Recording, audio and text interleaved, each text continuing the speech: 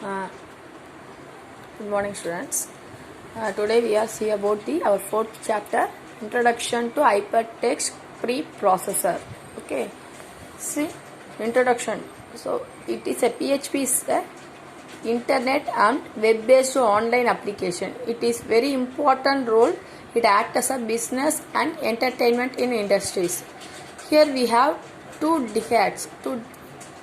What are that means? If your business establishment is not on internet, that means if it is not in online based, then your business will be out of business context.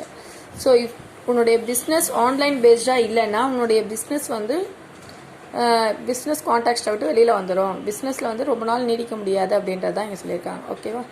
So இப்போ web based internet applications ensures the successful critical business in real world competitions.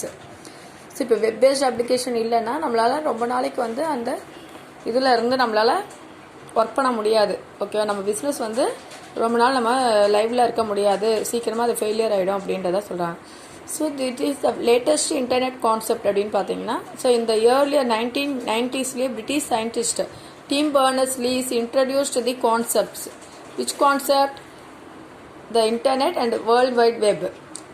Okay, so that is a new programming concept. This is a web scripting language. So this PHP is a web scripting language. Okay, see here, PHP means hypertext preprocessor. PHP stand for, stand means full form. PHP ku full form என்னது? hypertext preprocessor. So no matter what it is called, PHP is a fundamental part of dynamic web page. HTML அப்படின்றது static web page, PHP அப்படின்றது dynamic web page. Okay, so PHP is a hypertext preprocessor. So it is an important server side web and general purpose scripting language. Who invented this PHP means Rasmus Rutherford in 1994. So it's a very simple and lightweight open source server-side scripting language.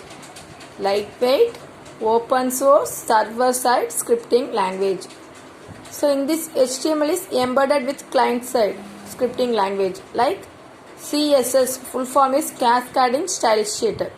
So here CSS is a cascading style sheet and JavaScript.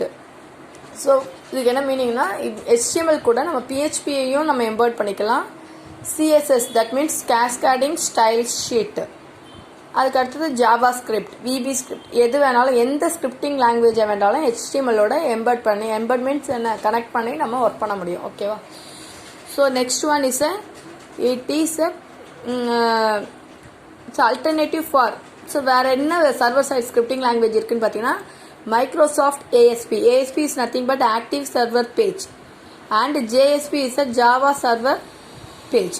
So இந்த ரெண்டும் நம்ம use பண்ணிக்கலாம். இப்போ ரீசெண்டாக நம்ம use பண்ணுறது இந்த இதுதான். Okay, so next server side scripting language அதோட யூஸ் எவ்வளோன்னு பார்த்தோம்னா, நம்ம 78.9% இந்த PHP ஸ்கிரிப்டிங் லாங்குவேஜ் யூஸ் பண்ணி நம்ம ஒர்க் பண்ணுறோம். ஓகே, நெக்ஸ்ட் வேரியஸ் ஹியர்சி Erlang, Perl, CodeFusion, JavaScript, Python, Scala, Ruby, static files, Java, ASP.NET, PHP. So இருக்கிற எல்லா ஸ்கிரிப்டிங் லாங்குவேஜ்லையும் எதை நம்ம ஹையஸ்ட்டாக யூஸ் பண்ணுறோன்னா PHP 78.9% நம்ம யூஸ் பண்ணுறோம். ஓகேவா? பைத்தான் கூட நம்ம எவ்வளோ பர்சன்டேஜ் தான் யூஸ் பண்ணுறோம்? 1.2. But PHP we are using 78.9% using. Various server-side programming languages. So global usage statistic.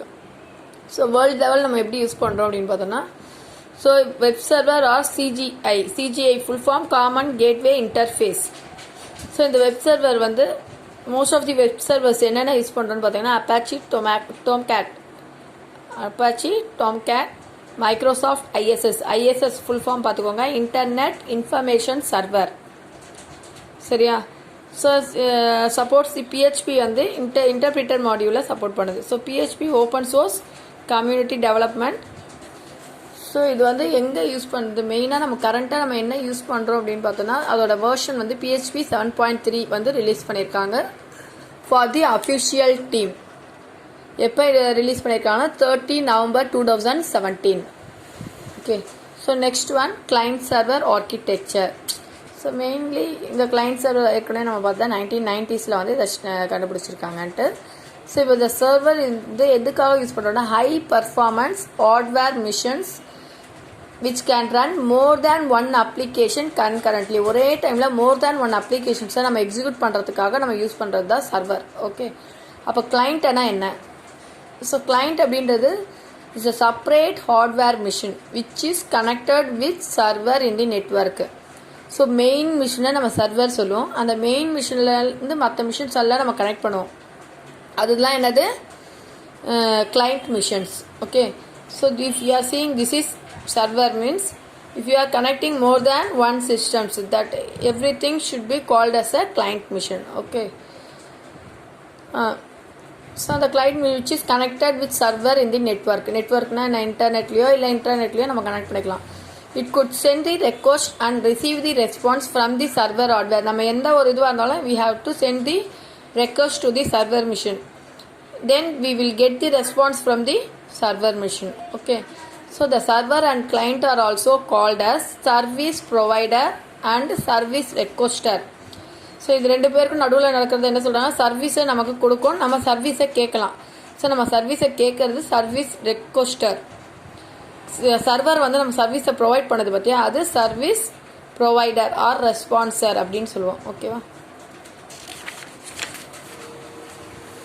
So next இங்கே பாருங்கள், client server architecture module, client server architecture module. This we see in next video.